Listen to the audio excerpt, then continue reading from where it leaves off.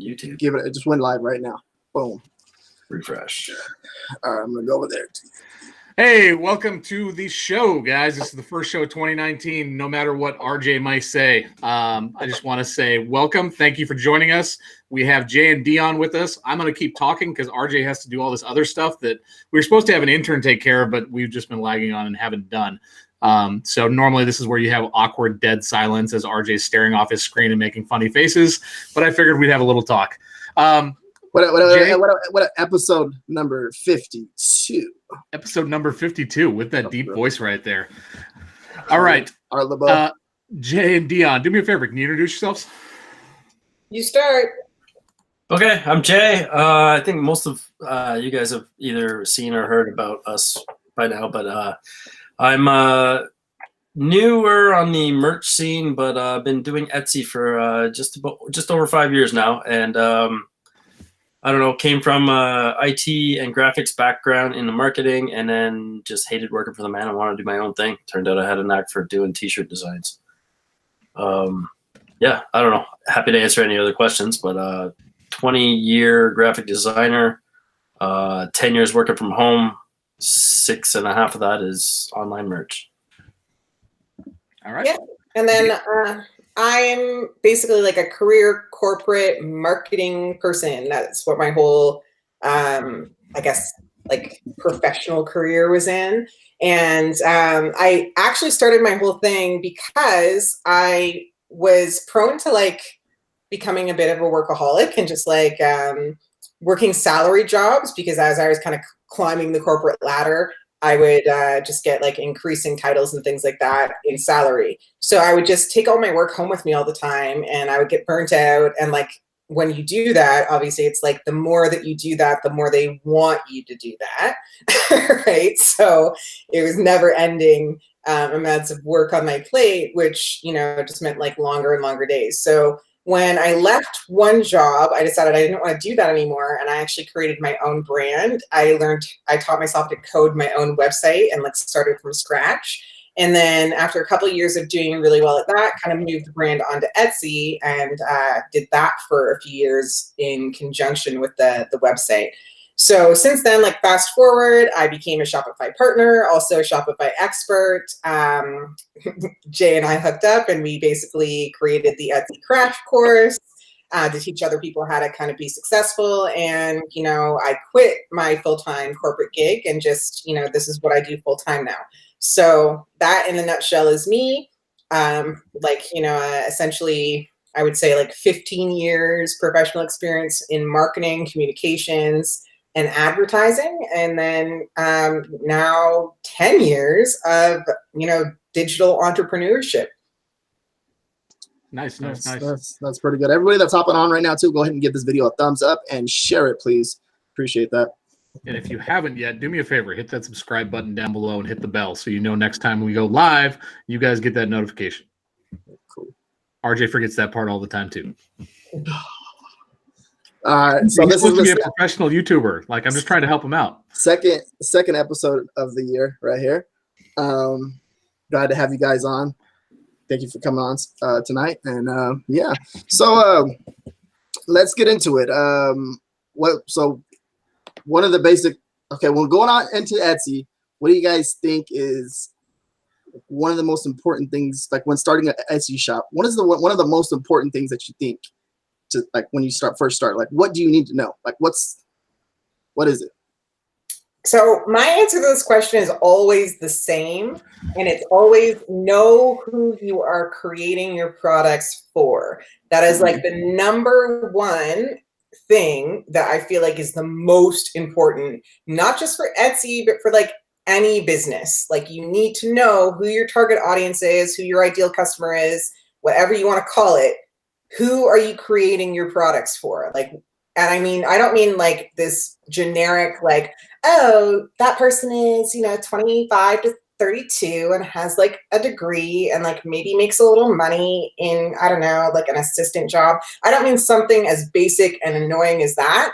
I mean, like you actually have to spend some time figuring out, like if you were to explain your best friend in life to somebody, that's the level that you need to know who you're creating for. You know what I mean? So like if I'm going to explain my best friend in life, I'm going to say she's got this personality, she's super funny, you know, she went to school at this specific school, she's held this job and this job and this job, she shops in these stores, her favorite TV show is this, she'll read this magazine but not that magazine, she'll read this blog but not that blog, and here's why she'll read those things. You know what I mean? Like I could infinitely describe that person probably for like a solid 2 hours, right? And you need to know your audience at least that well, because from that launch pad or that springboard, you can kind of create a variety of different brands that serve the same type of person. You know what I mean? And you're not going to be wasting your time iterating or cycling on, I'm going to test this design and see if it works. I'm going to test this. I'm going to test this. I'm going to test this, because you know the audience well enough that you don't have to waste the time testing. You know what they're going to respond to. You know what they're going to like.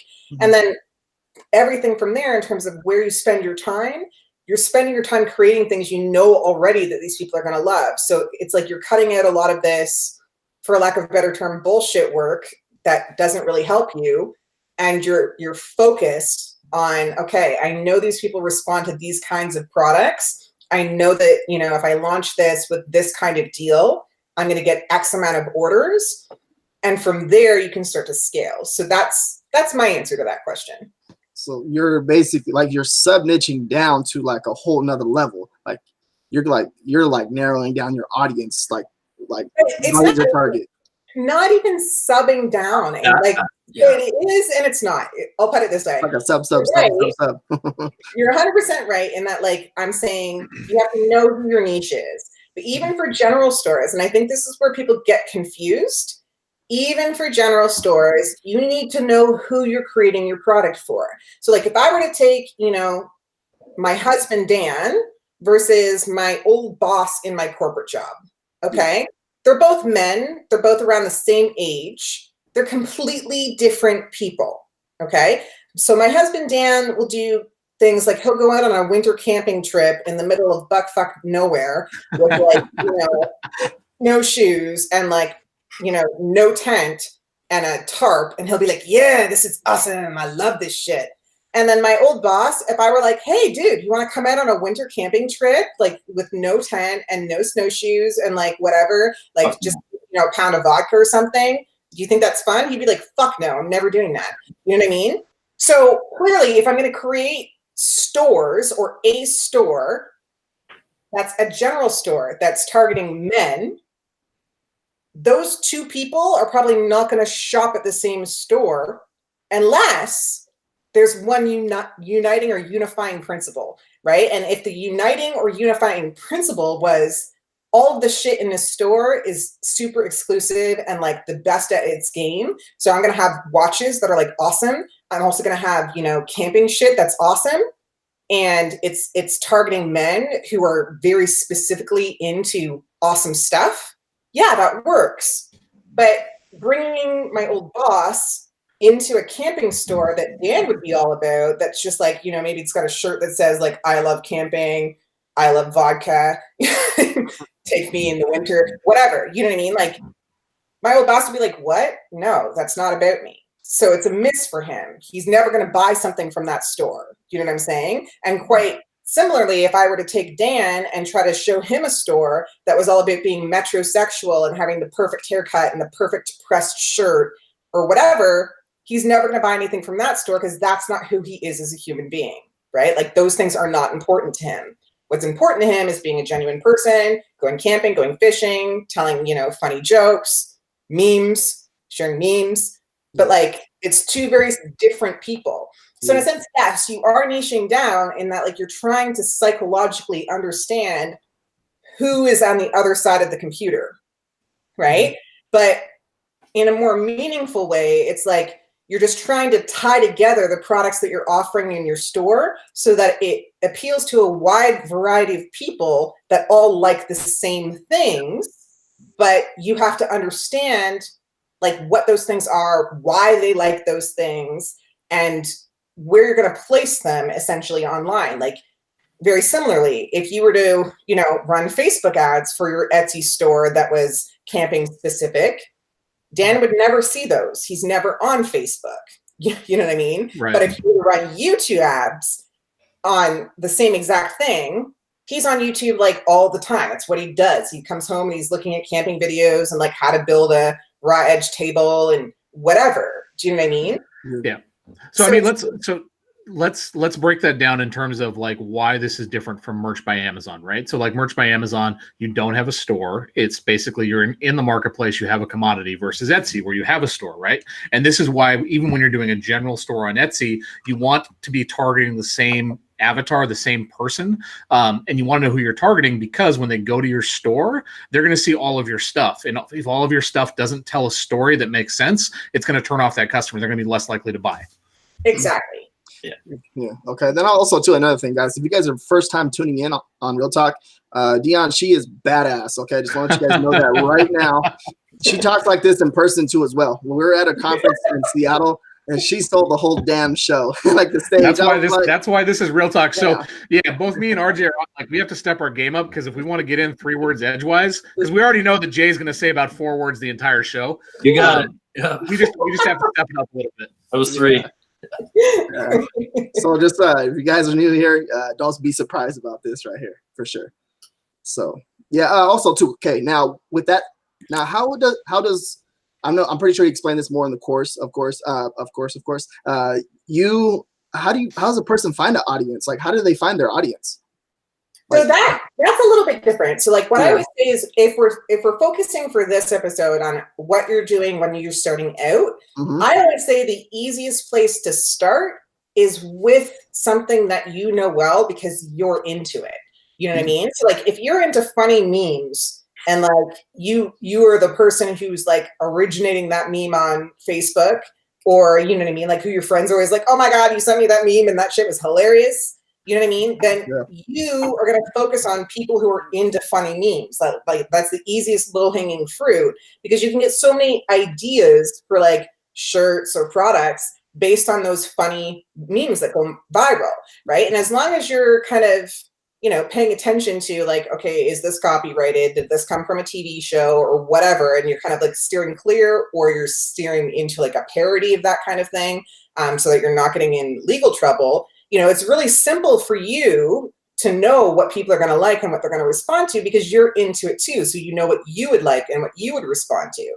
And that goes for pretty much any of your interests. Like anything that you're super interested in, you probably know way more about than the average person on the street, right? So it's a lot easier for you to kind of start a brand based around, you know, any number of your interests than it is to kind of go, okay, so like I'm a dude, I don't do yoga, I don't wear yoga pants, but I definitely want to have an athleisure store that targets dudes and chicks that do yoga. You know what I mean? Because like that requires a different level of research and a different level of testing. And basically like it requires you to kind of digest or immerse yourself in the audience to understand them better, right? So I always say low-hanging fruit, start with what you know. And then once you've got a good basis going, like you could have a variety of different shops that are open, like in different niches, right? For what you know. And then you've got some money coming in, and that gives you kind of some more freedom to test those other things that you might be interested in creating products for, because you know that they're popular, or you know that, you know, as an industry, it's like it's bringing in several $1 billion a year. So you want to dip your toe in that pond and kind of capitalize on some of that income. Yep. But now you have your bread and butter covered, you know, like, so you're making consistent money all the time. So you have a little budget to test. You have some room to make mistakes. Yeah, right. Let's back it up just a second, because I think we want to simplify things for the audience in terms of like, this is a question RJ and I get all the time. I know you guys get it the same way too. If you were starting out today, knowing what you know now, would you start general or would you start niche in terms of your store? Would you start with something specific or would you start with something more general? I would say something definitely more specific. I started with a general store, and my niche specific stores outsell probably 10 to 1. It's also the easiest because you can pick something, as Dionne said, that you kind of know a little bit more about than the average person would, or something, or only you can relate, I guess, more on there's a little bit more empathy in that in any designer the aspects you're putting up, your customers will appreciate it instead of going into a store and seeing a bunch of random stuff that, you know, you might be drawing lots of people for that one unique item, but you're not going to have anybody stick around or look around if they don't see what they want exactly immediately. Yeah, I mean, I have a really good example of this too, that I use to kind of illustrate like the difference between somebody that understands a niche versus somebody that's just stepping in and making products for that niche. Just go look at the gay pride niche, right? Go look at the LGBT stuff. And what you'll see is the majority of the stuff honestly sucks. It's really ugly. They just slap a rainbow on anything. It doesn't actually apply to the people. It doesn't have a message. It doesn't tie into what they're, you know, the messaging's not there. The listings aren't there, everything else. It is something that looks very, very cheap and it doesn't resonate. You notice instantly it stands out when somebody is actually of the community and understands the community and the products that they create. Yeah, you have that social proof in a way, because people that know the niche or know, you know, or that will want to wear something with that pride flag on it with pride will see right through what you're trying to do. They, you know what I mean? Like, yep. They know exactly what they want, what they're looking for, and if you're just trying to make a buck off them. Exactly. That's pretty interesting. Right now I have a general store, and then I have a niche store that are competing with each other. Of course, my general store has a lot more like social proof, as in reviews and stuff like that. I can see, like, as soon as you get reviews, for some reason on the store, it does generate more traffic. It seems like you rank better. Kind of want to go over that just a little bit. I think we're starting out is like one of the most important things is there's several different things when it comes to this. So I'm trying to figure out what would we start at right here with this. So where are you then? I would say, like, where are you with your general store versus your niche store in terms of live listings, and how long have both been live shops, open shops for? Well, I have actually a store from like 2017, and I probably had like 3 things on it, but everything just like fell off. But now, like with the niche store, it's a niche store. It has, I think it's like 70 or I think 70 or close 70, between 70 and 80 listings on there. And then my general store has like close to 1,080. Okay. But I've been actually focusing more on that and kind of understanding a whole lot better, and like the sales and the traffic and everything just picking up on that. Everything, like I understand, because I see what you mean, like, because like there's one niche on my store, on my general store. I know I run that niche, and I'm making sales consistently every single day in that niche. So I see that, and then I see another niche coming in on my store that's making sales too. So then I go over there into that niche. So basically, it's like my general store has several different niches, but like there's one main niche that's making all the sales, and then I see a second niche on my store that's making sales too as well, if that makes sense. Yeah, and that's where I would go, and then I would say to you, so out of your, you know, the one niche or 2 niches that you have that are making 90% of your sales, how many listings in that niche that's your top selling niche in that general store? So the last time, I came in there, we made about, I want to say between 10 to 15 designs for that niche. Are 90% of your sellers in your general store, right? Well, they're consistent sellers. I want to say like all right, because like some trend, like I make trending designs too as well, and they make sales too. But that's where I'm only saying that because then what about the other 800 designs you threw up? I know but those are more like holiday designs from like Christmas. Like I threw up 300 live designs on there, just messing around with it. And trend, like hitting the trends is huge if you're gonna have a general store for sure, because that's something, you know, like I have my general store is my first store, and it will spike at every, you know, interval at, you know, 4th of July and then Halloween, Christmas and that sort of thing. But you know, like you I mean, I heard it from your mouth specifically yourself, and you got one niche in that general store that's killing it compared to everything else, right? Yeah. It's for steady every day, right? Mm-hmm. So that's another thing. That's where I would focus the efforts anyway. Now, would you guys, so for example, I'm testing right now. Would you actually take that niche and put it into like an actual niche store itself and compete with yourself, or no? That make sense? I would probably not do that on Etsy specifically. What I would do is I would start my own Shopify, and I would vary my marketing. So I would let Etsy's organic traffic, just because the Etsy fees versus like the fees you kind of pay on your own Shopify or something like that are a little different. what I would do is if I'm getting a lot of organic traffic and that's kind of churning out on its own, like I'm putting up new content, obviously, or new products, but I know that this is my niche that they're responding, then I just start to scale it, right? Yeah. So like I would literally say, okay, well, that's great, Etsy, I'm going to leave it alone. I'm going to duplicate this into its own shop.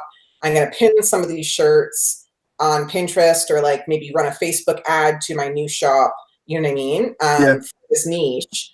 And then you're getting sales in two different places, two different sets of people, right, that are coming in.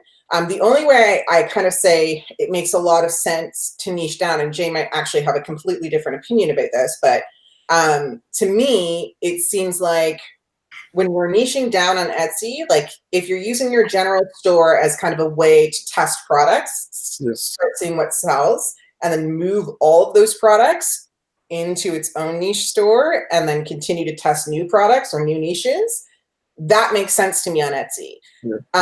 But typically speaking, if you're already kind of getting some good sales, you're already getting views or whatever for that niche, then competing with yourself, in my opinion, on Etsy specifically, doesn't make a huge amount of sense, because Etsy's spending money, people are coming in on their own and typing into the search bar. Like those people are already seeing your stuff. So it's not like you're going to get an expansive amount of like explosive growth from doing that. Etsy snowballs. So like when you have a shop where all of the listings are hot and they do really well, that your listings are going to perform better than somebody that has one really good listing and then the rest of their stuff is dog shit. So that's where, like, if you have a store where like everything is selling, like we have a main store that we've had for almost a year that does really well. We have a niche store that we started up in November that fucking crushes, because every listing in that store has sold. Like literally every listing in that store sells. So like while we were in the middle of Q4, in the middle of the craziness in December, it went neck and neck with my other store. It had been only open. It had like 4 reviews when November started, and it's went neck and neck the whole way through Q4 because it was really high quality stuff.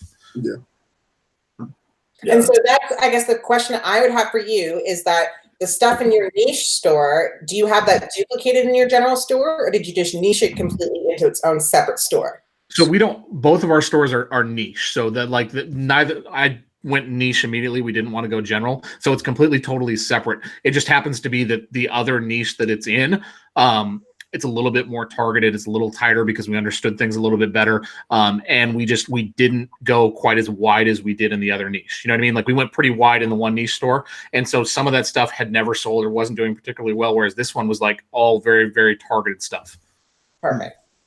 So with my general store, I did that too. So like I seen like there was like a niche, and then I was actually doing really well in my general store. And I did not upload any more to that niche. I actually went over. That's why I made my other niche store and started doing it that way, because I seen that the audience, like there was a demand for it. You know what I mean? There was a demand for it. I was like, you know what? Let me test this out and let me start my own niche store and see what happens. And then boom. I think honestly that's like one of the best ways to figure out like a niche store, like to see what niche like you want to go in. It's like, I think sometimes just start a general store and testing out the waters. There's several different ways you can do it, but I think that's one of the best ways. Sure. Yeah. I mean, I don't want to. Sorry. Go ahead, D. No, I was saying I think that's a really good way to test too. Like you have your stuff in your general store and you see that niche specific stuff is selling, then kind of pull it out and put it into its own niche store, because then like the listings in that general store, you know, you can start to kind of test other things. So I think that's a great strategy to use on Etsy. I wouldn't suggest necessarily, you know, just duplicating your products. And I think there's even rules about whether you can duplicate your products on Etsy. But if you want to scale, I would say take it somewhere else. You know what I mean? Like, so take it onto Amazon merch, or take it onto your own Shopify, or take it, you know, somewhere else. And then basically, you know, knowing what you know about this audience now, either run ads or get in groups on Facebook or forums on Reddit or whatever, and kind of like put your products in there. And you'll see that like you can then start have, you know, multiple revenue streams off of essentially the same design. So then your designs are working for you, right? Yeah, I mean, you touched on a good point there, because I think when when Matt said when you're starting out, would you go niche or general? I started general, and it is a great way to test. So I think just knowing what I know now, though, I would have gone niche. but I would have never gotten to where I am now had I not started with a general store with like 3 or 4 different kind of ideas in it. Yeah. And then I blew up 1 or 2. And now that being said, you can always start with a few ideas instead of throwing 1,000 completely unique pieces of, different niche designs up or from different spectrums of the planet or whatever. But once they start picking up, you can just focus on 2 or 3 of those and add a bit more of that and kind of hone in a little bit more on that. That makes sense. So yeah, totally. I mean, it's all testing at the end of the day, right? Like whether you're doing Shopify or you're doing merch or you're doing Etsy, at the end of the day, you're just testing things. So you're figuring out, like, you're throwing a design up. You don't know if it's going to sell or not. You're testing it. And if it starts to sell, then you can add up more into that niche. You can add, double down on it, etc. Backing up a little bit, because we do want to keep this a little bit more on the basic side. And it's really easy for all of us because we have a little bit of knowledge. It's really easy to go deep into the weeds. Yeah. When you're starting out, so say you're starting off with like a general store or a niche store, do you feel like it's important to start doing promoted listings right away? Should you be doing promoted listings? How do you start getting traffic to your store? I would, even within a niche, if you're going to do that, look for the trends that are out there within that niche. You won't need to promote anything. You'll get hits if people are actively searching for something similar. Sure. So that's an easy one. Save your money until you have, call it 150 listings, give or take, that you think you might want to risk trying to spend some money on some to see if they'll take. But if you're doing everything right, you don't need the promoted listings. They do help, but you want to know what you're doing before you start, throwing money at stuff. Yeah, and my thing about that too is it's like I always base my answer to this specific question on, your experience level in general in online sales. Like if you've never sold anything online in your own store before ever, then, and you have like, I don't know, let's call it a budget. Let's say you have like $250 to spend this month to try and make your online business all of a sudden work. I would spend that $250 on, like if you're using a POD, ordering custom like samples so that you can actually feel and see the quality for yourself so that you know what you're selling people. Maybe getting some business cards so that like if you happen to be in the niche that you are trying to sell to and you're going to events or whatever, you can like network with people and give out your cards. The first thing that springs to my mind is not, oh yeah, I'm going to dump that straight into promoted listings and try to get my store pumping. Instead, I would say spend your time really understanding SEO, the keywords, and like essentially the big 3 that are going to bring the people onto your listing or into your store specifically. So that's relevance of design, the photo that you're using in terms of the mock-up, and the SEO, in my opinion. Yeah. Right. Some people will say pricing too. And my thing is, if you understand the audience, pricing is easy. Right? Like you're not going to try and sell a $15 t-shirt to somebody who's wearing a $4,000 or $10,000 Rolex, right? Like it just doesn't make sense, right? Yeah. For And sure. Go ahead, Jay. I was going to say the part of understanding your niche, your target market, is also understanding your competition. So you can easily base pricing according to what the market is dictating for that particular market, right? You should probably be doing that anyways, quite frankly. Like, regardless of how good your stuff is and how amazing it is, at the end of the day, you're still in a marketplace. You're still dealing with competition. You can't just arbitrarily set prices. You have to pay attention to your competition. I asked that question specifically because it's one of the most common questions we get. Should I start doing promoted listings right away, right? And I agree 100%. Like understanding the marketplace, understanding your niche, understanding Etsy SEO, I think are all way, way, way more important than spending money on promoted listings. When you have that stuff down, then you can start thinking about driving additional traffic, adding some additional fuel to the fire. And that's also why, like me and RJ have been talking about it recently too. Like this is where I think merch ties into Etsy, right? Merch is a great place to start learning how all of this stuff works, and it doesn't cost you any money. It doesn't cost you the 20 cents per listing, everything else. You get to test and understand like how a search engine works on Amazon, how SEO works, all that stuff. Etsy's great, but it definitely has a higher learning curve than merch. Yeah, for sure. Also too, so to figure out like your pricing of your competitors, it's really simple, guys. Don't overthink it. You just go onto the search for your shirt and look and see, look at the other prices. actually on that front page, and you can kind of see their prices, and you can see where you need to price yourself at. So don't make it hard. It's very simple. Also, too, would you guys use Google Ads? I don't, because my experience is that if you're talking about the Google ads within Etsy, right? Yeah. Would you guys use that? What do you guys think about that? So my experience with them is that Google, I know Google will promote. Like my wife, she's in the chat. Google, she shows up in Google Shopping all over the place, and she has not paid a penny into it. It's because Google or Etsy will promote your stuff in Google Shopping if it's selling, if it's doing well. So there's no point. And as soon as you start paying into Google promoted ads or Google Shopping ads, you actually have to tick this box. You're basically signing a waiver saying that they will know you're allowing them to no longer promote your listings in Google Shopping for free. So why not use their dollars? That's my thing too. And also, like, I know that, you know, when you're first starting out, you haven't tested and kind of seen all the nuances in this sort of thing. But my thing is, if you're going to spend ad dollars, period, on Etsy, for 98% of the niches that I see people trying to target, you're going to want to spend those ad dollars on Pinterest. You're not going to want to spend them on Google or on Facebook even, because people are going on to Pinterest. Like most of the niches that I see out there, you know, like, and that's not to say that there aren't other ones that don't perform well and are specific and very targeted, but like 98% of the people who ask me to do like a review on their shop or who have products that, you know, they're looking for their next way forward, they're all kind of targeting females in some way, shape, or form. It's like 18 to 24-year-olds who are, you know, petty, or like who love sarcastic stuff, or who are into yoga or the boho. Like it's all very female targeting. I see that there are like smaller, I don't want to say smaller, but like there are other niches that do specifically target men. But even if we look at like the actual metrics that, you know, places put out who do studies on, you know, who's spending the most money in the marketplace on the regular, it's women, right? So if you're gonna spend any money at any point, I'd say like start with your promoted listings. And then if you have more budget because you're doing well with those listings, throw it into Pinterest for your Etsy shop.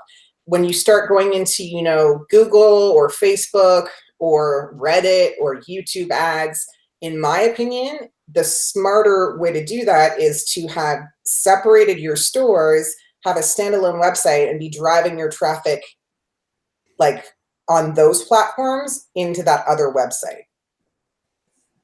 Yep, exactly. If you're going to spend the money on ads, make sure that you're getting all of the benefit that goes along with that, because that's what you're not going to get from Etsy. You're not going to be able to remarket and retarget.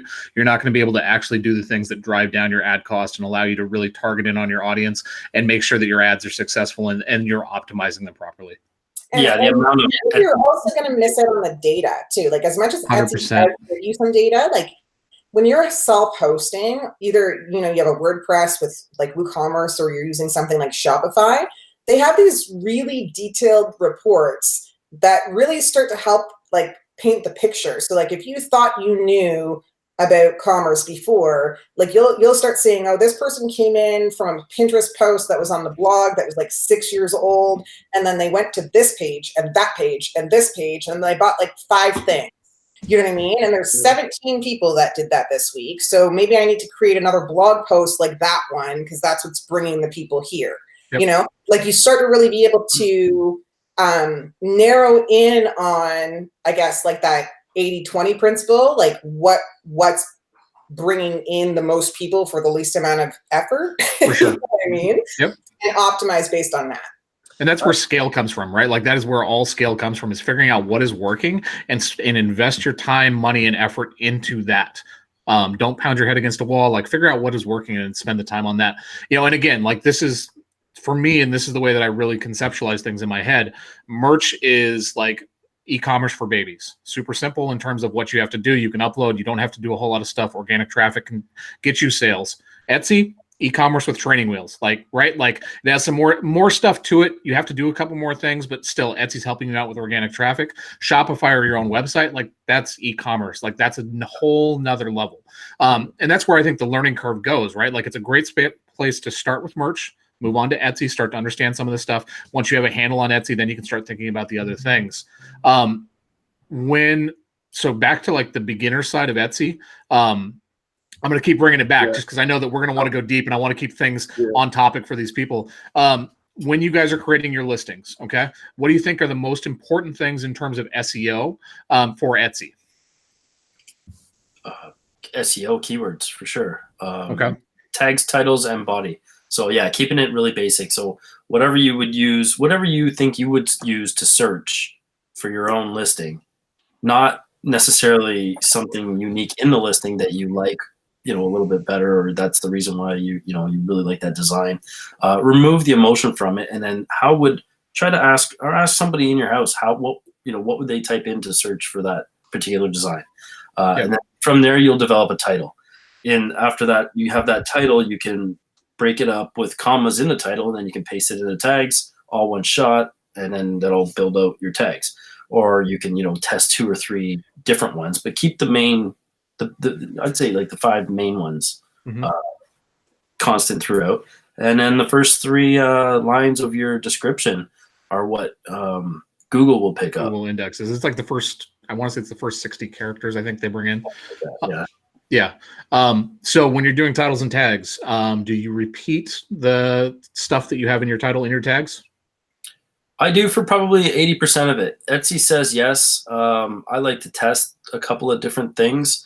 And then when you start, you can mirror 2 listings. So you can have the same, a very similar listing. You can't have the exact same, but you can have a very similar listing in your shop, and in the same shop, and you can test that way too, right? See which one gets a few hits in like a week's time, and then remove the one that's not doing well.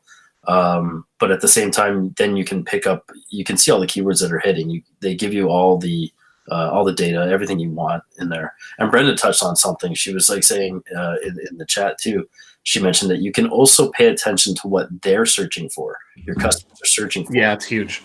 So we're trying to keep it basic, but that's almost next level. But and like for me, I think in my shops, I try to inject a little bit of personality into my descriptions as well. Like I know, you want to hit the basics like sizing, different sizes and colors available. You do customs, whatever, like the basic stuff that people want to know about the product. But I like to, and this comes back to what I started with about knowing your audience. I kind of like to show off my personality a tiny little bit in how I say certain things at the top of my listing, right? So my keywords and my tags are like verbatim in my shops. But like that snippet at the top of the description, I always change that, and I kind of speak directly to who I think is on the other side of the screen, right? So I have, a variety of different shops or brands. I'm speaking to that person differently based on, the language that they use in their own little circles, and based on, the lingo that goes along with the niche that I'm targeting. Yep. And then also too, there's ways you guys can research this too. Go on Google and search for your niche and see other Etsy stores that are popping up on there, and look at their description. It's fairly simple. Just doing research like that will help you out a long way. I think that's probably one of the most important things, is understanding each search platform.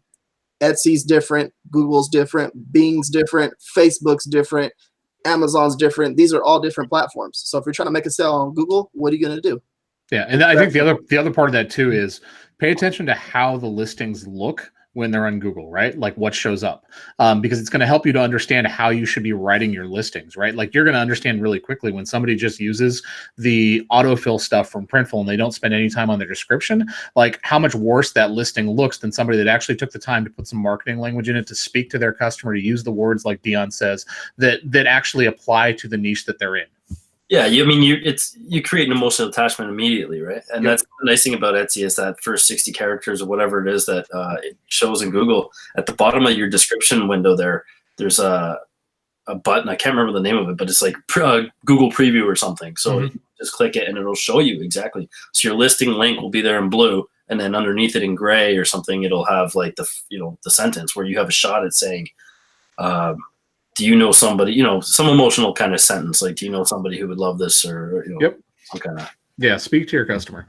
And then also don't be afraid to tell your customer what to do too, right? Like, you need to have a call to action. You need to let the customer know, like, you need to order this, you need to buy this. Like, speak to them in terms that are going to drive an emotional response and get them to click that buy button.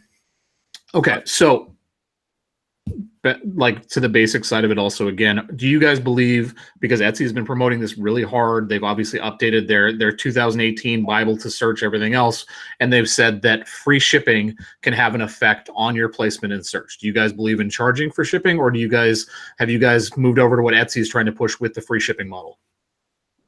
So personally, I've kind of tested. I have some listings in my shop that were free shipping or shipping included, and others that just weren't. And I kind of tested because, like I said, when I'm doing my ads, I'm not driving ads to Etsy. I'm driving ads to like my own websites, right? So I'm just kind of trying to see what's happening organically in the Etsy algorithm. And honestly, I haven't found that it's really made that much of a difference so far for me. And I think it might just depend on what niche you're in. Like, if your niche is, typically more frugal, or, if your niche are the type of people that are going to, add $150 worth of stuff to their cart and then leave their cart over, a $10 shipping fee, and that about them because you've done some research, absolutely change every listing in your store to include the shipping price in the cost. Absolutely. It's just like a no-brainer. But I think for the most part, people expect that there's going to be a shipping fee. And I think the better strategy for you as a seller online is actually making it free shipping over a certain spend, or free shipping over a certain number of items. So it still kind of ticks the box of free shipping for Etsy standards, but at least then your like per cart ratio tends to go up, like the either average order value or average order value, right? Like, so whether it's items or whether it's like how much money they're actually spending, depending on how you do it. And I mean, that's a good strategy to learn anyway, because then when you do evolve and you decide you're going to scale and you're going to take your stuff into the world on like a Shopify or WooCommerce or whatever, you've already got some key things that you've learned from selling on Etsy that you can just instantly implement over there. Yeah. From what I've seen, so the way that they worded it, Etsy was, they were a little tricky the way they worded it. They basically left it very vague. I think that it's kind of implied, at least the way that I've seen it, that if you have free shipping, you're more likely to convert. If you convert, your listings are going to sell more. If your listings sell more, they're going to rank better. And that's why, you're going to rank better if you have free shipping. The biggest difference I've seen since we started offering free shipping in some of our shops, you obviously get the free shipping icon down below your listing that shows up when you're in the search results, which may help to get people to click through your listing and start to see that stuff. But you also get that, like when Dionne says, and you offer free shipping over a certain amount, or free shipping if you buy a certain number of items, you still get that same icon.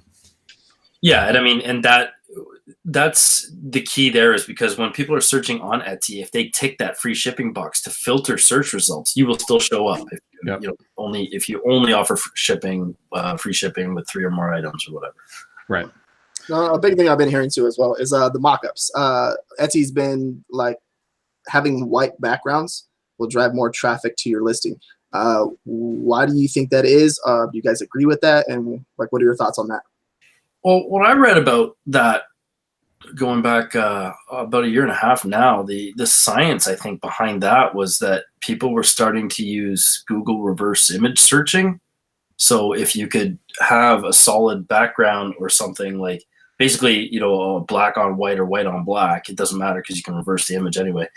You could search the image. So a lot of people are flipping through Pinterest, but there was no link to the shirt. They just shared like the thumbnail. So you could search in Google for images and that listing would pop up easier. That was what I read, that the science or the theory was behind that.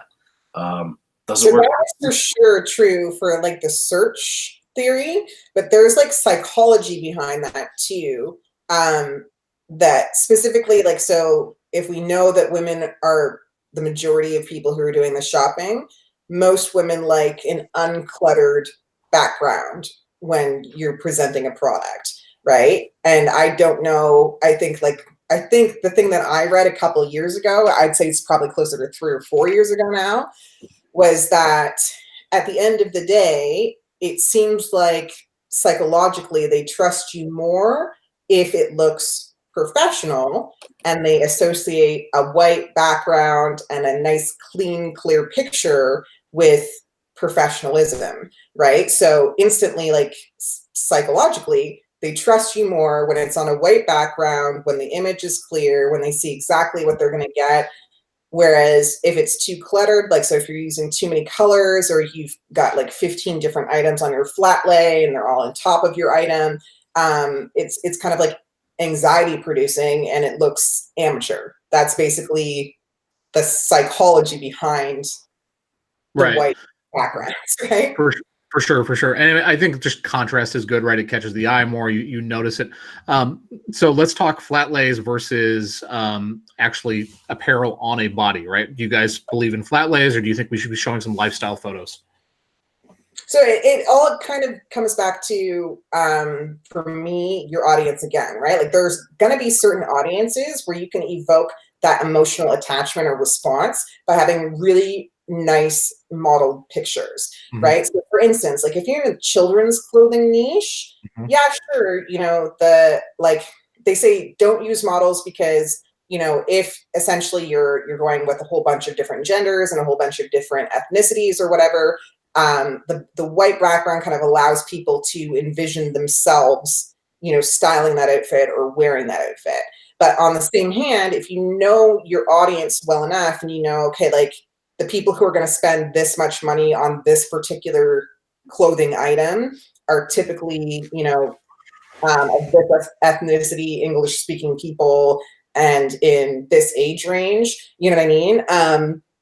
You can create that emotional response by having really nice modeled photography. And so if I kind of look at the small shop community that, I've been a part of for so many years, almost every single small shop that isn't kind of like somebody who's starting off on merch and coming into Etsy, but is somebody who's organically started out on Etsy, maybe like making a craft of some form and then evolved into, now I sell these crafts and I take professional photos or whatever. Almost every single one of them have a brand team, right? And what that brand team is it's a bunch of volunteers that they kind of amass on their social channels, who in exchange for like a discount on the clothes or exchange for like a freebie here and there will take beautiful photography with their kids, interacting, or with themselves interacting with whatever your product is, whether it's shirts, hats, whatever it might be, jewelry, right? And so the kind of rub there is that you get this photography that is going to resonate with your audience because the people who are sending you this photography are part of your audience, right? And, if you know the audience well enough, you're going to know whether those people are going to better respond to modeled photos or not. The second thing I kind of wanted to touch on with this is, if you know at some point your strategy is going to be to pin your stuff onto Pinterest, Pinterest has long said that modeled photos rank less well than just the product itself on a white background. So in my opinion, like it's always good to have both. And if you don't know the audience that well, or you don't know, how each will perform, swap them out. Like make the main image something different, test it for a while, see if sales go up or down or are the same. You know what I mean? That's like the best way to kind of learn anything about your business specifically is to test it out. But, thinking ahead, so thinking, okay, I'm going to start this Etsy shop. Eventually I will try to like get some extra traffic for free by just having a Pinterest that I'm pinning things on, because you're not paying to do that, right? You want to make sure that you're, learning Pinterest, reading the guidelines that they put out too, which say, images like stacked, usually 2 up or 3 up, of your products on a white background perform better than images on models. Okay. I think also too, like a big fan of I think making the customer smile. Like if you have like let's say like audience like you see have a little kid as like modeling the shirt, and you make the customer smile not only with the design, but just with like the model, a cute little kid. You know what I mean? That makes the customer feel more comfortable and buying the product. You know what I mean? So yeah, it's even image, because like I remember, there were years when because I had a children's apparel business specifically, right? So there were years before I had a brand team where I would just put up my shirts on white backgrounds. Like I've always used just white backgrounds because I found the aesthetic to be pleasing to me, right? But then when I got this brand team, how they would style their children in my shirts, or in my, like with one of my shirts, one of my hats, different pants, different shoes, it came off like it literally would pop off the screen with a certain vibe. And because my niche is very like badass tattoos, like kind of just be who you are, that was the vibe of, my specific shop. I would find that like those children images, like, or even mom and me images would do gangbusters on like Facebook or whatever organically, like whatever social media channel I posted them to organically, and that would result in clicks without me having to pay for anything, because it instantly created that emotional connection. Like how they styled those photos, people were like, yeah, that's me, that person gets me, right? And the more that you can make your audience or the person on the other side of the screen know that you get them, like, I'm for you. You know what I mean? Like I'm part of the same thing. I'm trying to like advance us as a group, or like trying to, have some camaraderie, or like, build a community in a sense. The better your sales are, period. It's just that simple. For sure. Okay. Now, the next question, we're working our way down this Etsy listing. So, having multiple products available in one listing. What's your thoughts on that? Like, are you doing that with any of you guys doing that on your shops? I have it in one shop, but it's a very niche shop, so it's easy for me to do. I don't have thousands of designs up or anything like that, right? So, and I started with that after having 50 designs up. I just, you start to get the customer requests. Can you do it on V-neck? Can you do it on a tank? You take 2 or 3 of those. Sometimes you want to listen to, because your customers will tell you what they want, right? So the next listing you create, I included, call it a raglan V-neck and a regular ladies tee, or unisex or ladies tee. So there's technically 4 products there. And it works in some shops, but there's some designs that are just not applicable across, different products. Right? And to Jay's point, it works when you do it correctly. So like I see so many shops where I'll come into their shop, like maybe I'll search for something on Etsy, their picture's great, their keywords worked, I'm in their shop now. And then when I go over to the side and I'm trying to pick what I want, this list is like 1,000,000 miles long, and instantly I'm frustrated. I'm like, for fuck's sakes, can you just tell me, like, I just want a small woman's shirt. Like, why do I have to sift through a list that's 43 pages long to find just like a small Black woman's shirt? Like, no. And then I will just X out of the store because it's frustrating to me. Right. So for sure, realistically, like it is about doing it correctly and doing it in a way that your audience is going to respond to, right? Because like if you're trying to sell to me and you got like literally 1,000,000 different options on your screen, I'm out. Like I'm just out. I think that brings up a really good point, and like what RJ is talking about, I think, is a little bit more complex than where I think most people should be starting off with a basic store. But also, when it comes to POD, right, you have endless options. You have 1,000,000 different varieties in terms of apparel items, colors, everything else, right? How do you guys feel about like the number of colors that you guys list on a particular item, or how many apparel items do you carry in your store? Like, do you guys carry 15 different items for every design, or do you guys tend to be more targeted? So any of my stores have no more than like 4 or 5 different items. The ones that do the best have like 3 or 4 different items. And I offer too many colors in most of the shops anyway, but I really only put up designs on 1 or 2 colors that I know that look good. And 90% of the sales are in those 1 of 2 colors. So, I mean, like to Dionne's point, when you have multiple products in one listing, I mean, keep it simple. Limit yourself to maybe 2-3 colors that you know that design looks good on. And then, right? So, absolutely. I think that's perfectly key because, like, I always think of it like Vistaprint. I don't know if like you guys have ever been on that website or like gone shopping there, but you use like you go for business, like you'll get your business cards there, and you can get like invites and flyers and brochures and things there. So anyway, I buy all my business cards most of the time from Vistaprint because like it's fast and it's cheap and it's easy. But on the screen, like after I've added my stuff to cart, Vistaprint starts like with their upsell. Yes. Right. So then all of a sudden you've got like 4 more pages that you have to like skip on to get to your cart that is like, oh, you've created this business card design. And then they slap the business card design on a fucking clock or like on it's like a name holder or something, right? Yeah, if this is it, they'll put it like right here. Do you want it on this unicorn? Look how awesome it looks. And I'm like, no, I want a fucking business card. You know what I mean?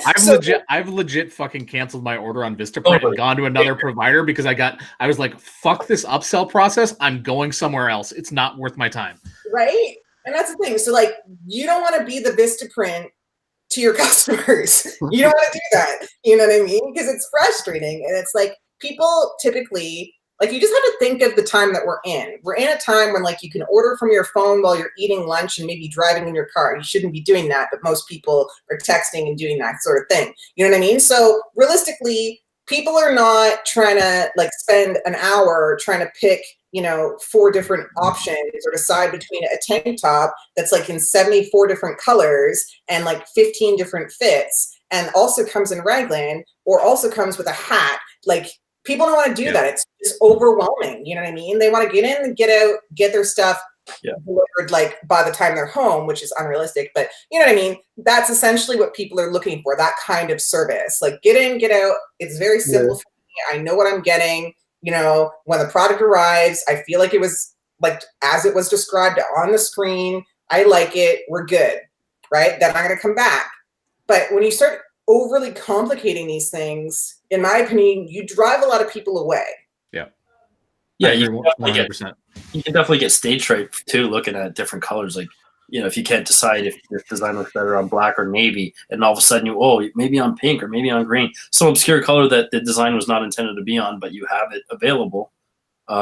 They might order it, and then what if your design is part of it is green, and now they've ordered on a green shirt? You know what I mean? Now you're going back to the drawing board, wasting your time revamping your artwork.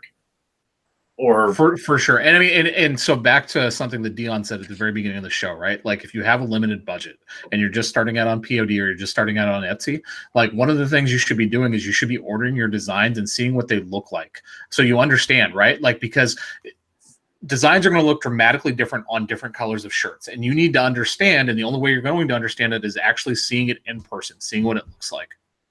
Absolutely.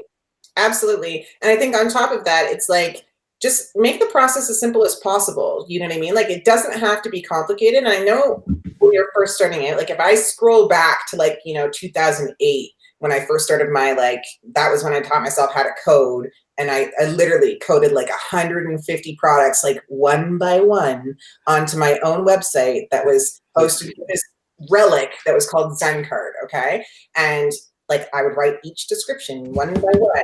And it was very simple, okay? But it was like, you don't need a million things to get started. And I feel like that's typically the hurdle that most people have the hard time getting over to like start taking action. This is progress over perfection, okay? So you're going to pick a niche that you know something about, that you feel like you understand because you're part of it. You're going to maybe do a little research, or maybe if you specifically as a human being looking for a product that you have not been able to find that you think would be really cool, or a design or a shirt or whatever, you're going to put that in your Etsy store. You know what I mean? And then you're going to share that little product around in the groups that you're in and be like, dude, I did a thing. What do you think? And that's where you're going to get your feedback. Okay. And then if people hate it, you shit the bed. You just do it again. Okay, like you just do it again. It doesn't mean anything. Like so many people are so terrified of starting, right? But like you're never gonna learn a thing if you don't start. You know what I'm saying? Like you can read a million blog posts, you can watch a million episodes of different shows on YouTube, you can take a million courses.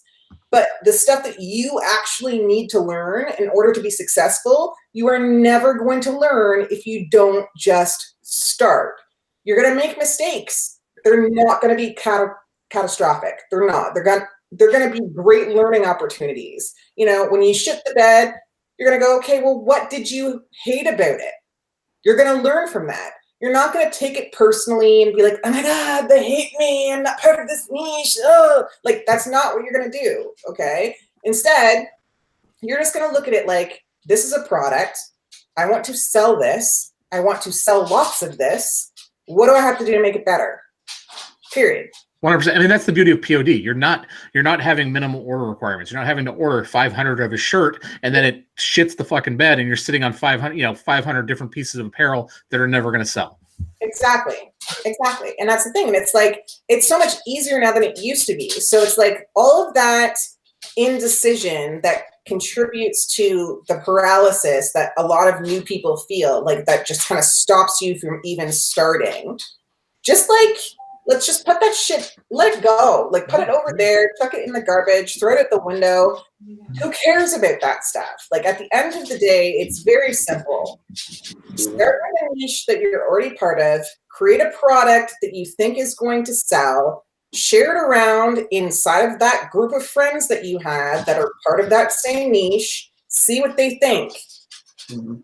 You know what I mean? If they hate it, they hate it. Back to the drawing board, you're going to start again. If they love it, expand on it.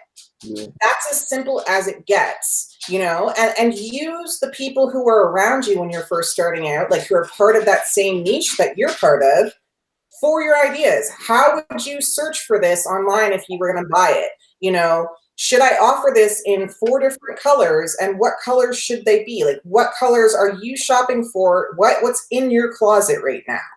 You know, that sort of thing. Like, are you into trendy, or are you more so like, you know, looking for a piece that's higher quality that you can wear for 5 years until it's got holes in it before you have to replace? You know what I mean? How much would you pay for this? These are all like very basic, simple questions. And this is like a step that so many people fail to take because they're terrified of failing.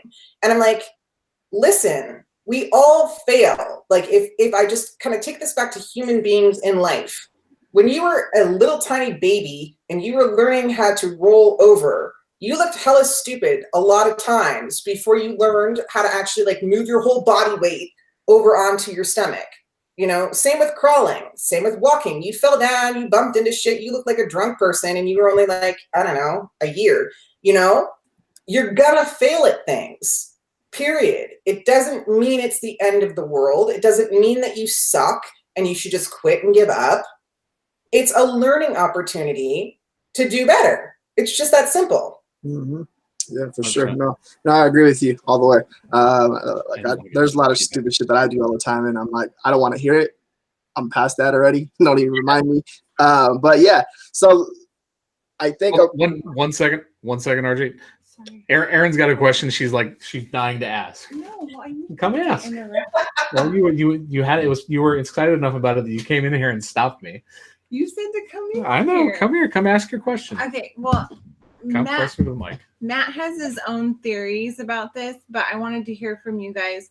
So in our original Etsy store that has become super niche now, there's other niches in there that have blown up, but that they kind of blew up by accident because it was stuff that was in there before we knew really where our niches were going. But they sell, but they don't really fit. And so we're afraid to take them out and make a new store because then we're afraid those won't be found because now they don't have rank, they don't have reviews, they don't have sales. How would you suggest like breaking off and removing those listings out and putting them into like your new store, or even some of our listings in our bigger store would work really well in our second store that we opened in November. And it's just like hard because like they still sell in that store, but they don't work in that store. I don't know if that really makes sense. I just kind of wanted to hear your feedback on that. Yeah, I mean, I think an easy one that way is to create a new niche store, but don't necessarily move your listings over yet. Fill it with very similar listings and build on what you know is working because you found a demand for something by accident or however you found it, right? So you know that there's a demand. Whether or not you're using promoted listings, you have no reviews, you started somewhere. The demand is there, they will find you. They're on there to purchase, not to, spend hours, right? So I think that would be an easy one for you guys if you already have this on lock. It sounds like you do. So then if you really wanted to, you could just improve on the designs that you have currently in the other shop and put them in your new shop. You know what I mean? You don't even have to move them over at any point. So you wouldn't even suggest removing them from the original shop they were in, just making new listings on a new shop based on that niche? I mean, you not right away. Maybe if you wanted to do that, I would get some traction in the other shop first, because then you're just sacrificing sales, right? Right.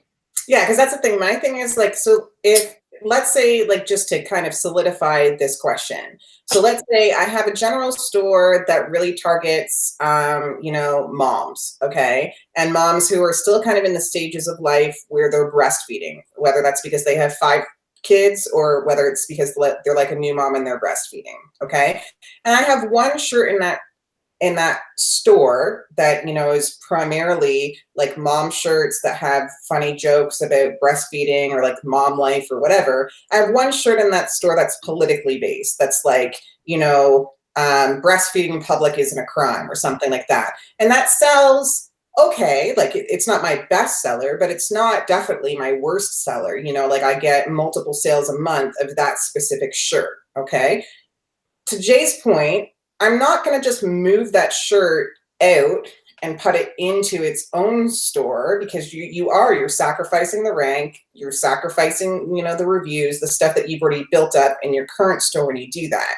Instead, what I might do is I might open up a niche store that's more like political parenting. You know what I mean? Because I don't necessarily want to just start recreating or expanding on that design in my store that targets moms who are breastfeeding.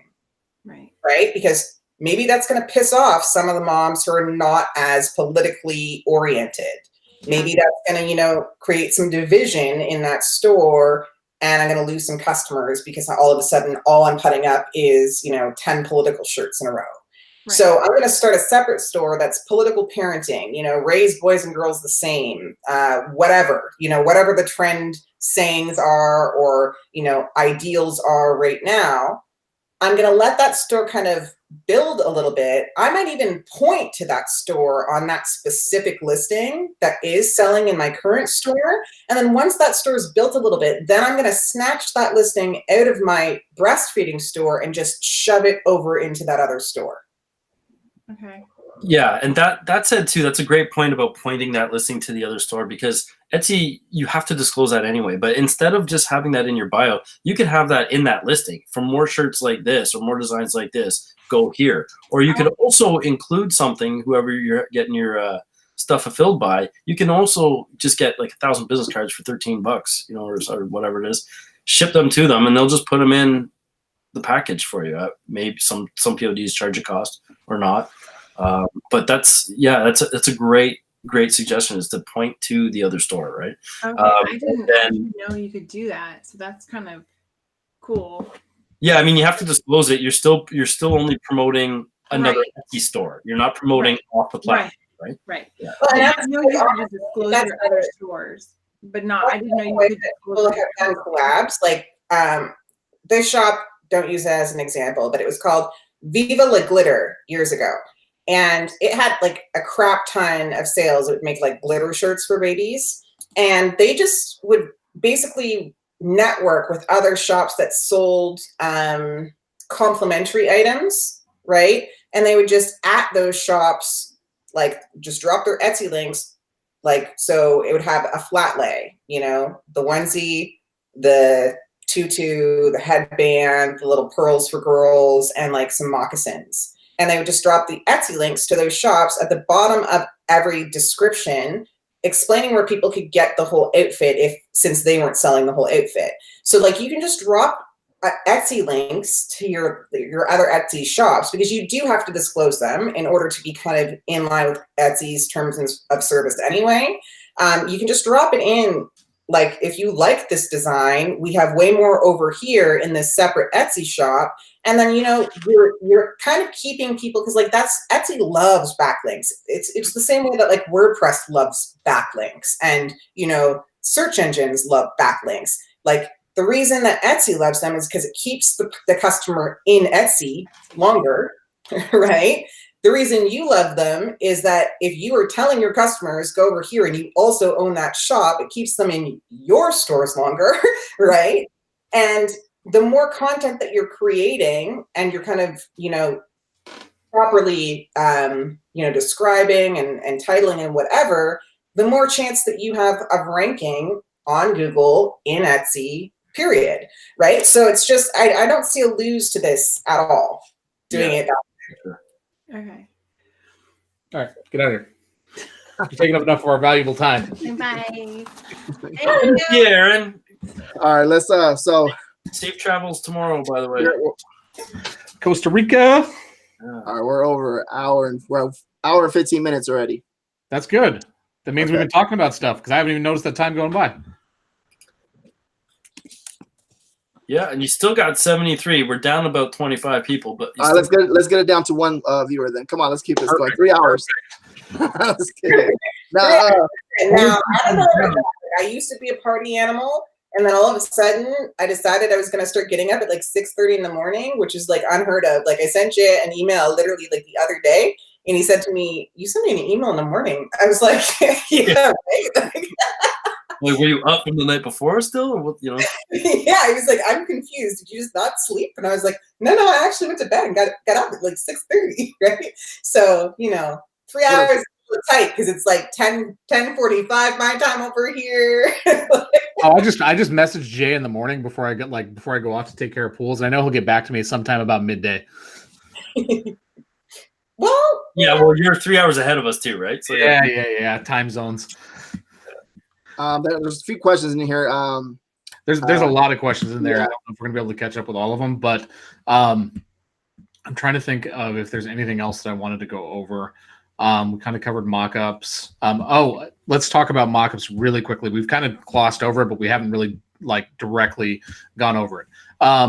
Mock-ups. What do you guys feel in terms of, are the stuff that come from the POD good enough, or should you be investing money into flat lays, shooting your own mock-ups, whatever? I like the investing and doing your own. That's my thing. But go ahead, Jay. I was going to say the same thing. I mean, you're running a business here. You want to create a unique brand, then create your own brand for sure. Look different than what every other Printful customer is going to have or whatever. Yep. I agree. I think if you are depending on the Printful mockups to sell your stuff, you're probably not doing very well. They look like shit. They're For lack of fucking Well, you got There's one person that I know is crushing it, and she's doing like 6K, and I'm just like, how the hell are you doing that with the Printful mockups? She's like, I know my design and who it's going to. That's it. And like, so it's really that with that person, because she's a designer, she understands. You know, of course, if she has like a really legit design and she knows her audience, she'd do better if she had a better mockup. probably. that 6K could be AK, buddy. Exactly. Yeah, like I just think honestly, it just adds that extra little bit of like professionalism to your shop. Sorry, my dog is trying to say hi to y'all. I don't know if you heard him, but it does. Like it adds that little personification. It gives you the opportunity to showcase your personality and let kind of people know that like you know what they're into.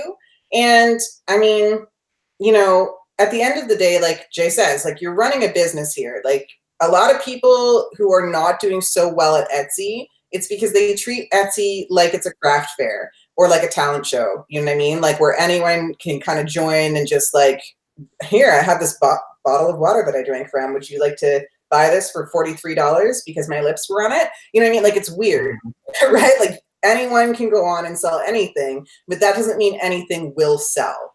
You know what I mean? So it's like, you want to separate yourself from the pack by either, creating a mock-up that's instantly recognizable, like because you've got your own look to that specific thing, so that when repeat customers see your thing in search, they go, oh, I know that store. I bought XYZ thing from them. Mhm. But more than that, it's like, I don't know, maybe I'm jaded because I've been in e-commerce for such a long time, and I've seen almost like all of these mock-ups from these mock-up generators, like on a million different shops or sites or whatever. But I just kind of think like you're not fooling anybody, that like you're half-assing the effort when you just kind of go like, okay, click send. It's like phoning it in. You know what I mean? And it's instantly a way to kind of create that distrust, in my opinion, where like if somebody has seen that exact same mock-up on, 4 other sites that they use, and they didn't particularly like it then, they're not going to like it anymore in your shop. And in fact, it kind of just cheapens the whole essence of your brand a little bit too. You're totally right. And that touches on something that if you went back 5 years ago, before there was a whole POD kind of thing, or there were a few, but there was no, printful supplied mock-ups. Anybody that had the same mock-up as you was ripping your shit off. Mm-hmm.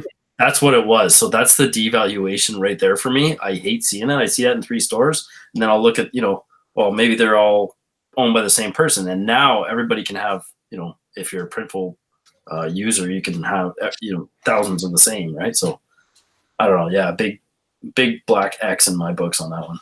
Yeah. Yeah. There are a number of mock-up vendors on Etsy that make good quality, like styled photography that will really help your design to stand out. Sure. Pay attention to your competition, because your competition is probably using these. Do not use the same mock-ups as your competition. There is a black mock-up that is in 50% of Etsy stores that I see over and over and over again. And we used it originally, like way back before everybody else started doing. I deleted that out of our files because I never wanted to see it again, because you go into the SERPs and you just see it over and over and over again. It immediately devalues your listing. Yeah. RJ's got that mock-up. I've seen it. I was gonna say something smart ass, but I was like, I am my competition. All right, I run that shit. All right. I had to make sure I cuss at the very end, that way you don't demonetize all my stuff. So we've got enough in here already that you don't have to worry about that, bro. No, okay. Now I'm trying to figure out how we're gonna do this giveaway. That's next, right? Well, let's hold on real quick. So Jay and Dionne have provided some amazing information for us and for our audience. They've been here for a little bit longer than we originally planned on. So I think that we should give them a little bit of time to at least explain what their course is, what it's about, why they created it, just to let the audience know, or anybody that doesn't know about the course understand what it is. Oh, and also too, that you have an Etsy group too as well, right? Yes. A Facebook group. Yeah. I will actually put that down below in the description too as well. Okay. Let's get them over 1,000 members in the group. Super easy to find. It's appropriately named as the Etsy group. Okay. Perfect. We'll put it down below too as well. So if you guys want to go ahead and touch base on your course, and we have the course available down below, and we're also going to do a giveaway with it if it's okay with them. Absolutely. So what is the Etsy Crash Course? Basically, we were online and we were kind of seeing some of the other, information that was out for Etsy, trying to teach people how to basically have an Etsy, how to do well with their shops and, crush it essentially online. And there was just a lack of organization. There was a lack of, succinct information. I would find personally for myself, when I was looking through these things, trying to learn Etsy, because you have to remember I started self-coding and I started on Shopify. So like Etsy was a whole different animal. I was just finding that like you got this competing information, you got lack of organization, you got, some tidbits here and some tidbits there, but then like some stuff that just didn't make any sense. And I thought, you know what? It would be really awesome if I just could have a concise course that would teach me not only what to do strategically, but also like point and click how to do it.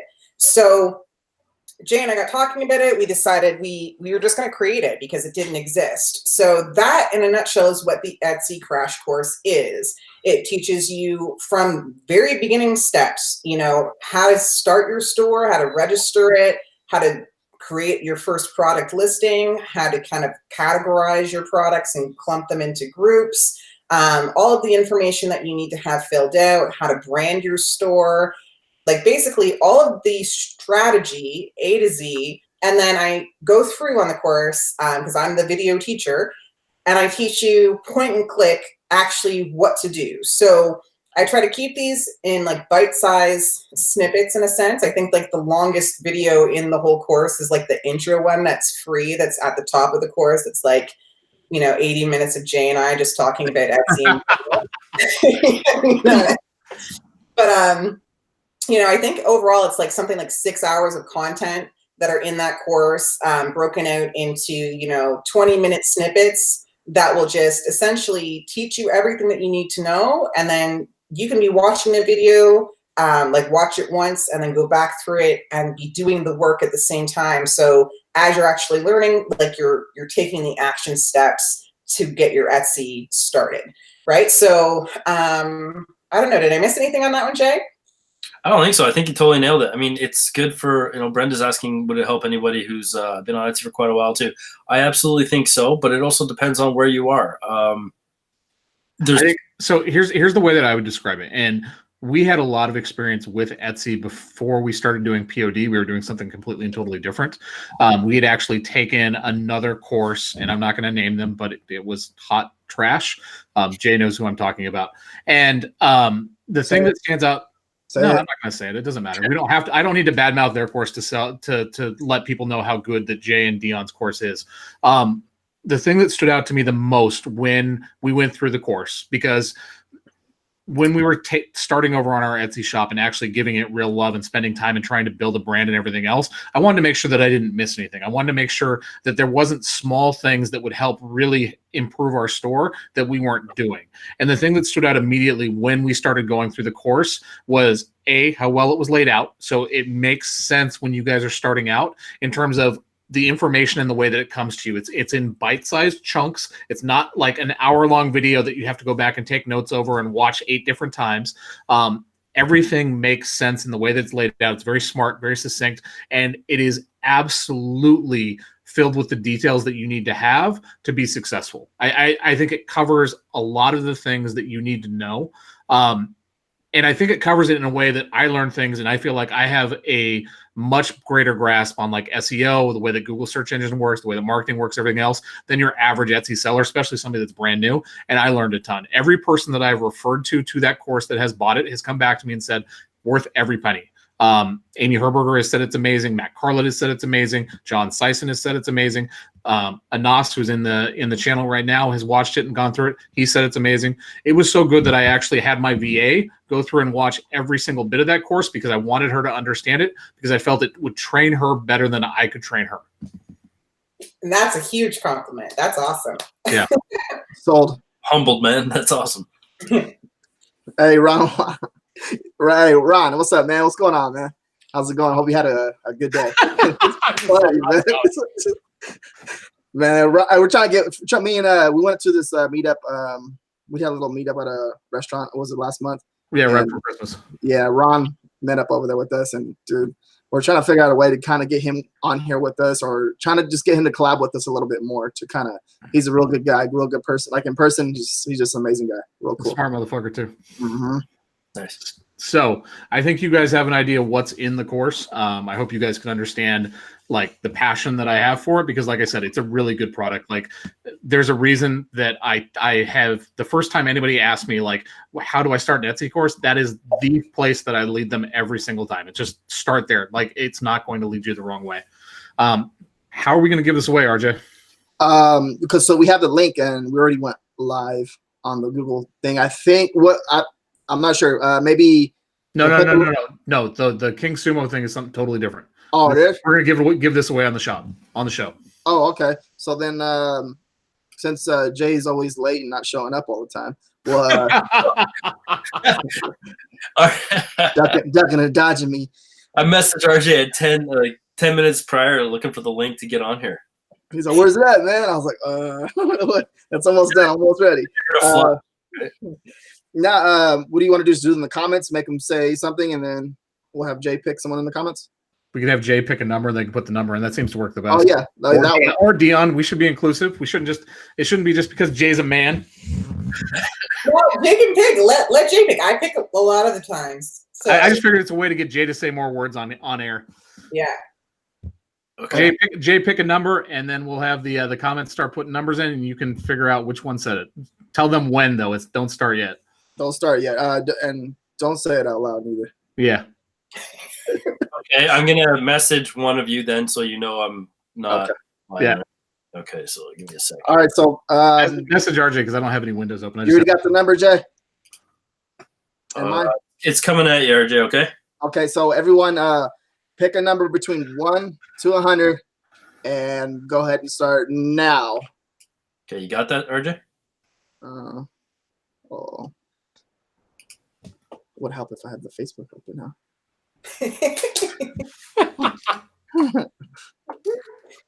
Okay, he sees it. I don't see it yet. I see a lot of numbers, man. Yeah, no, I don't see the one I picked. I don't see it either. Might be here a while. Wow. Ooh, no one yet. No one. No one. No one picked the number. Wait for the person that starts going 1, 2, 3, 4, 5, 6.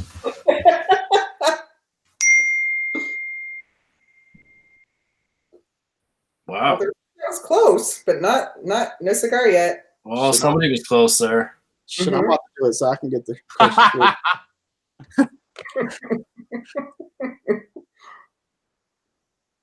Oh, I thought I saw it, but I didn't. No.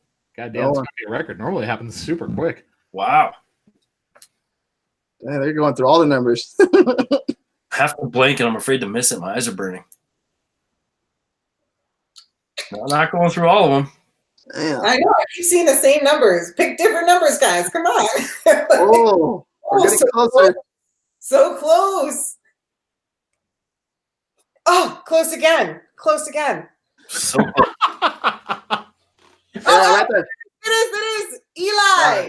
Eli. Number 4, guys. Number 4 was the winner. Winner. I think that might be the record too, as well. That is definitely the longest it's taken to come up with it.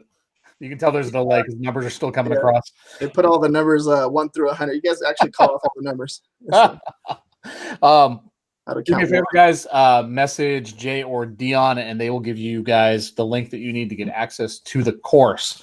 The other giveaway that we are doing, so this is something that we've talked about publicly in the groups. I'm going to Costa Rica, which has kind of slowed down the launch process on this, but we are going to be launching a private Facebook group that is basically access to RJ and myself, and we're going to be covering a lot of different things. So merch by Amazon, AMS, marketing, Etsy, all of that stuff, right? There's a much more detailed description down in the link down below for the King Sumo giveaway. To enter it, you need to go to that website, click on the link, put in your email address, and then there are a couple of different ways that you can actually get more entries by sharing it or by watching videos, subscribing to our channel, etc. If you want the first access to that course, it is 3 months of access to our group. It's not a course, it's a group because I don't want to deal with a course. And this is, you guys will literally be the first people that have access to it. We're going to launch the course when I get back from, or why do I keep saying course? I think it's because we've been talking about yours. Launch the group when I get back from Costa Rica. Yeah. Basically, we're just going to go over everything. I know everybody's been wanting us to do Etsy with them. That's like one of the biggest questions that I've been getting. How do you do this? How do you do that? And I've just been avoiding the question because really me and Matt have agreed not to put out any type of content. I'll let him put a little bit of content out. Go ahead. Please. What it is more than anything else, honestly, like neither RJ or I want to deal with the work that is involved in putting together a course because it's a lot of goddamn work. Dionne and Jay can speak to that. This is more along the lines of like really intense networking. Like we're going to keep the group small. We want to have lots of engagement. We are going to have weekly hot seat calls where we go over pretty much people's entire business. We're going to go over advanced AMS strategies, launch strategies for merch by Amazon. We're going to be talking marketing. We're actually going to have special guests come into the group on a monthly basis to talk about specific topics that people aren't going to be talking about anywhere else. It's going to be a good thing. Yeah. Okay. Yeah. No, and then also too, so we're going to have the Etsy group down below. If you guys haven't joined the group, Jay and D are going to have their group.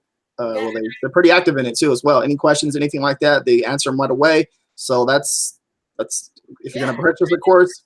Self is pretty cool too. Like the community will answer if like Jane Yep. are not around. Just one quick thing I did want to mention too, like sometimes people will find if they're first starting out, they don't have an e-commerce or something like that just yet. They find that like, buying a $250 course might just be out of their budget right now. So our course does have like a payment option for those of you who didn't win it, who do want to kind of, engage. But from that, what we're actually looking at starting for the people who are, super, super new and don't really maybe know what they're doing is our own little membership site as well, where we're going to go through content in a different way. So there are existing sites out there that kind of say that they're going to help you with your Etsy. From the market research that we've done, they're not put together super, super well. A lot of people find that they're kind of sifting and searching for information that they're just not finding. There's groups that are associated with those courses where people don't get their questions answered and, kind of just give up on the whole thing. So with our group, we're kind of looking at it from the standpoint of we want it to be as powerful and as, I guess, inspiring or motivating for you as is humanly possible. So the content in our group will be driven by its members. You guys are going to tell us essentially what you want to learn about. There will be things that, of course, we think you have to know, which are a lot of the things that all of the things that we've put into the Etsy Crash Course, but it's going to be different than the Etsy Crash Course, and that the Etsy Crash Course is kind of like a you and the computer, and you have a support group type of scenario, whereas this is going to be like you have a whole network in a sense, right? So it'll be a membership type of site. There will be some content inside of that site.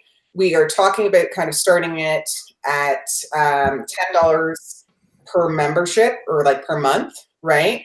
So pretty cheap and affordable if you just kind of want to dip your toe in and start with your Etsy, but you're not really sure how this is going to go or if this is going to be like eventually your full-time gig like it is for pretty much everyone here, right? And we're looking at kind of starting that in February. So what we've done so far in the Etsy group, if you're not in it, if you want to join it, we've got a poll that's going right now that kind of gave us the top 3 things that people want to learn about in 2019. We're kicking off this membership thing by actually doing some free trainings on those top 3 things that you guys have mentioned. And so this is very similar to how it will be inside of the membership course itself or membership group itself, where you tell us what you want to learn. We're going to basically show you how to do it with all of the experience and knowledge that we've gathered. And then on top of that, as the group grows, the site grows, you're going to have some opportunities to kind of win prizes that will help you stay motivated. I mean, like along the path. So really? I feel like people get overwhelmed. Lots of people, feel like they can't talk to their own community about it, especially if you're brand new and there aren't people in your general area that are doing a similar thing. So this is our kind of way of just keeping you moving forward, taking the risks, making little mistakes, learning from them, iterating again and getting it right, faster. So if you're interested in any of that stuff, come on into the Etsy group. We're going to be discussing it more there. We will be doing, like I said, the free trainings based on those 3 questions that we kind of got answers to in the poll coming up in February. And then we will be launching the site with some fun fanfare and, the discounts. So like I said, we're starting it at $10. We actually think it'll probably be worth a lot more than that. And the price will go up, obviously, as there's more and more content in there because it becomes more and more valuable as we film these things and kind of post them for you guys. But yeah, I just wanted to make sure we mentioned that because I've been for sure. No, I love that. Considering the response we've had in the chat tonight too, I think that what we should do is we should plan on having you guys come back in February when that's ready to go, and we should do another Etsy episode where we get a little bit deeper into the more advanced topics, and then also talk about that as well. Literally anytime I have a question about Etsy or Shopify, these are the 2 people that I reach out to. And I know a lot of people. These are the two people that if there's something that's borderline or something that I want to know that I'm getting the right answer, these are the two people I reach out to. Yeah, like a while back, I messaged Jay and he actually sent me his Etsy link. I mean, his Etsy shop. So if you guys want that, message me. Send me $100. I'll share that with you guys. And then I have your free shops. hey. My shop was doing, huh? And they all have the same markups. My shop was doing true story. My shop was doing shit back in the day. I just want to show you guys. Watch, my shop's gonna crush it this year. So I just want to show you guys anything's possible with the same markup. Etsy challenge. RJ has to do nothing but the same markup for the rest of the year. The same color. Yeah. It's pink flowers, guys. All right. So okay, guys. We're also tomorrow I'm gonna be putting this in a podcast form too as well. So we'll put it up on iTunes, and we'll also be putting it up on Spotify. Somebody asked me a question about that today. If we're putting it on Spotify, that's good to know. We'll be doing that too as well. I'll be researching it tomorrow and putting it up there because now I upgraded my computer. I can do a lot of things now that I couldn't do before. So the hustle's getting real. Nice. Everybody, I want you to thank these two awesome Canadians that joined us on the show. They're literally the nicest people ever. And this was a great way to start off 2019. We are going to continue to be doing this every single week. And I just want to thank you guys all for joining us tonight. It was a lot of fun. And if you guys have any other questions, do me a favor. Join the Etsy group, join their group, because you're going to get better answers pretty much than anywhere else. You're going to get the straight shit when it comes to POD. And B, leave some comments, thumbs ups, share this in the groups for us. Let's start off 2019 right.